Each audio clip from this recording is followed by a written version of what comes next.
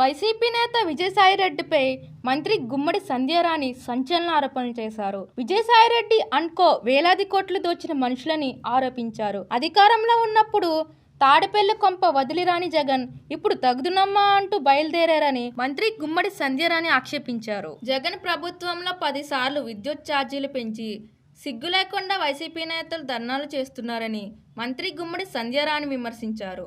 మనమే ఛార్జీలు పెంచి మనమే ధర్నా చేయడం ఏంటని వైసీపీ నేతలు అనుకుంటున్నారని చెప్పారు. వైసీపీ అధినేత జగన్మోహన్ రెడ్డికి మతి భ్రమించిందని విమర్శలు చేశారు. విజయసాయిరెడ్డి బంధువుల నాసిరకం బొగ్గుతో విద్యుత్ సంస్థకు తీవ్ర నష్టం జరిగిందని చెప్పారు. రైతులు ధాన్యం అమ్మిన 3 గంటల్లో వారి ఖాతాలో నగదు జమ అవుతుందని స్పష్టం చేశారు. రాక్షస పాలన ఎలా ఉంటుందో మీరు చూపిస్తే ప్రజారంజక పాలన ఎలా ఉంటుందో చంద్రబాబు చూపిస్తున్నారని చెప్పారు.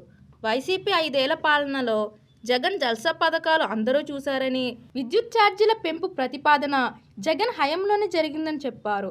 10 సార్లు విద్యుత్ ఛార్జీలు పెంచినా వైసీపీకి ధర్నా చేసే నైతిక హక్కు లేదన్నారు.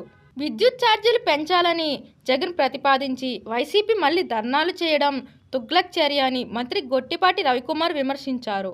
ఇలాంటి న్యూస్ అప్డేట్స్ కోసం సబ్స్క్రైబ్ చేసుకోండి తెలుగుగలం.